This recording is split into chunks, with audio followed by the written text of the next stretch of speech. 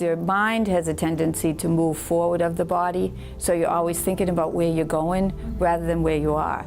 But once you bring it to where you are, it's like amazing as far as what can open up. My name is Dee Lyon. I'm the owner of Real Life Yoga Studios in Quincy. I've been doing yoga for 20 years now. I've been serving students in practice of yoga to be healthier, be more flexible, to get in touch with their bodies and in tune with what's going on, and helping them to be mindful. Yoga can help you to create a daily practice that will help your everyday activities become more efficient and stronger.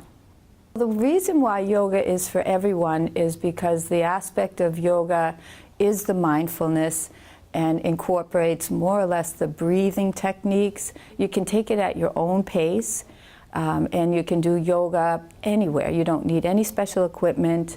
And if you have something that you want to enhance for strength, for flexibility, for balance, anything at all that will make your everyday activities more efficient, yoga will help that.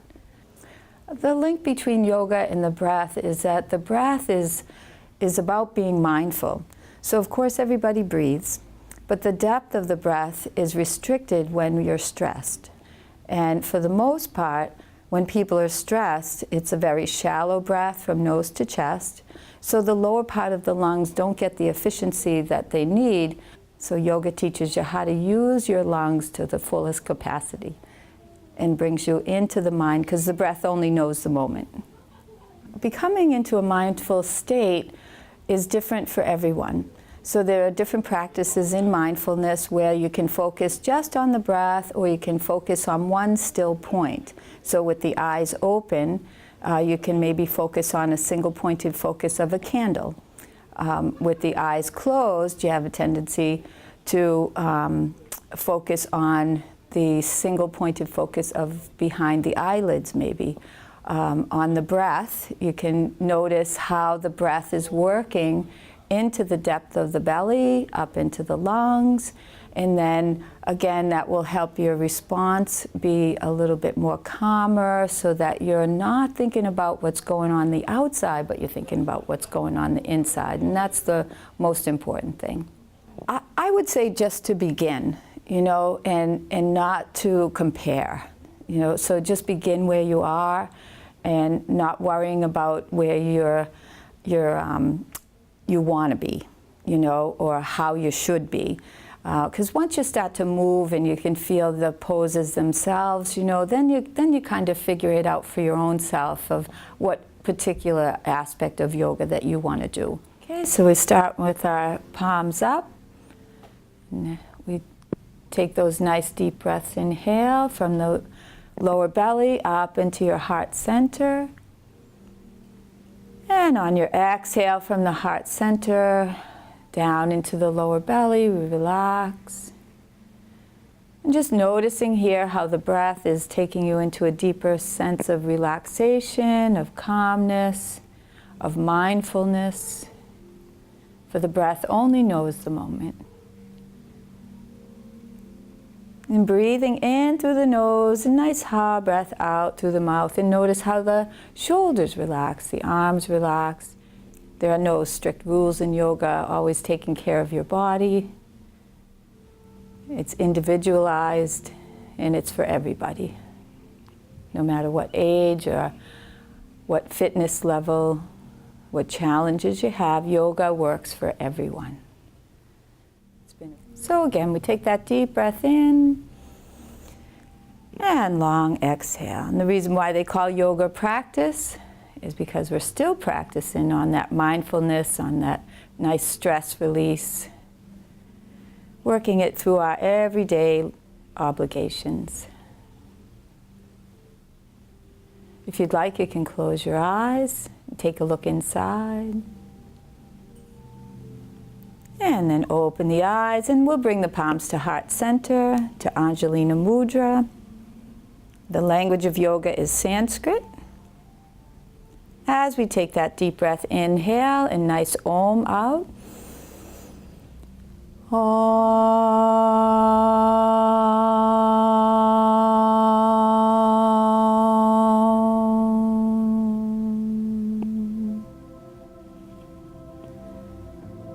the sound of Om represents the sound of oneness, where there is no separation, that we are all one. And as we bring our palms down now, and let's take those shoulders, give them a nice roll up into the back. As we sit with a nice strong back, and we'll straighten out the legs. And then flexing out through the feet, pressing out through the mound of the feet to keep the feet in alignment with the hips. And then just gently take your hands here just beside you to straighten out the back nice and strong.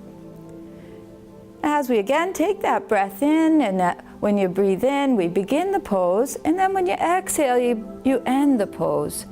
So taking it to maybe not so much the full expression of the stretch, but just enough so again you get in touch with the body. And then when you inhale again, you can begin the pose. And then when you exhale, you can fold forward again. So it's nice, slow, controlled movement. And then we'll just bring that back. Again, roll your shoulders up in towards the back. And relax, taking it to a nice spinal twist. We'll bring the right foot in and sitting up nice and tall. And you get that nice support through your arms and sitting into the sits bones. We'll come into a spinal twist here with the left hand around the right side. And again, we'll just go gentle today with the hand just behind you, maybe towards the midline of the body to get a little bit more of an extension. And then start to twist from the upper body, mid body, to the lower belly, and then take a gaze over your right shoulder. And just a reminder, if you are doing this today, just to do what you can. Don't do anything that's uncomfortable for you. As we come forward again, nice and slow and controlled, take the heel down, leg down, take it to the other side. Once again, take that knee in. Very good. And lifting up, and again, we'll just take the left side and into a nice spinal twist. So breath, then movement. And that what differentiates the yoga with the exercise is that we're really fully conscious at all times of what we're doing, each movement from the fingertips all the way down into the toes. And then again, we'll come center here. As we bring those legs forward, once again, take a nice breath. And long exhale. Good. We'll transition here onto our hands and knees.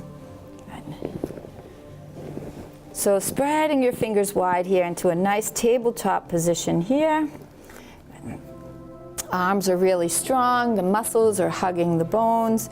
So taking into a couple of nice cat poses as we round the back up and building that nice synovial fluid through the spine. As we bring the hips high, belly down, heart lifts, and then the head comes up. Good. As we come back into a nice flat back, once again into tabletop, and we'll come right into your downward dog. Toes come to the floor, shifting back. As you push forward with the arms, once again, let the arms, the muscles hug your bones as you lift your hips high. You don't have to straighten out your legs. Your ears come between the arms, and again, get really strong through the back and the shoulders as you gently let your heels melt towards the floor. They don't necessarily have to come down to the floor to make this extension for your body to feel right. As we take the hands back, now we'll walk back onto our feet. And as we bend our knees, we'll bring it into a nice skier pose. Bending your knees. Nice breath. So take a moment to check in between each pose. Noticing how the postures affect the body, pushing down to come up now, bringing your hands right to your heart center, feeling nice and strong and tall in a mountain pose, Tadasana. Hands come to the hips, Good. Dropping the tailbone. Now we'll step forward with the right foot. Step forward with the right foot. Turn that left heel slightly at a 45-degree angle. And as you come to your mat, you'll notice a difference between the distance between your front foot and your left foot where it feels right for you. So each time you come to your mat might be a little different. So again, just get nice and grounded, reaching high here for forward warrior. On that nice breath, opening up, settling into all four corners of the feet from the right side to the left side. And then we'll open here to warrior two. Good. So it all kind of flows right together. Everything's in alignment from the inside out, gazing, breathing. As we bring that right hand on the right thigh, come into a nice side angle here. The left arm goes overhead. Feeling again that nice extension and that grounded feeling of being right where your feet are. Your mind is right where your feet are. As we take that left arm back, wrap it around your back, palm up, and then reach high as if you're looking up to the sky. Maybe you're imagining that you're seeing a beautiful rainbow. As we bring that left arm forward, reach high. Palms come to heart center. And stepping forward nice and strong. Take a breath, inhale. Ready to do the other side? Okay. Step back with your right foot now. So left foot is forward again, nice and grounded. Alignment is really important in yoga so that the breath can thoroughly come down into each particular area in the body that the pose is strengthening, stretching. As again, we inhale high, open up to warrior two. Side angle. You can keep your hand here on the leg as your arm comes up overhead, reaching with your fingertips, not your shoulder. Or you can take it into a deeper extension as you bring your right arm forward, press back into the heel and pinky toe of the right foot. Coming into your reverse warrior now, palm comes into the back, palm up. As again, we reach high. And bring it forward, warrior once again, Virabhadrasana 1, and palms to heart center. And step in. And relax.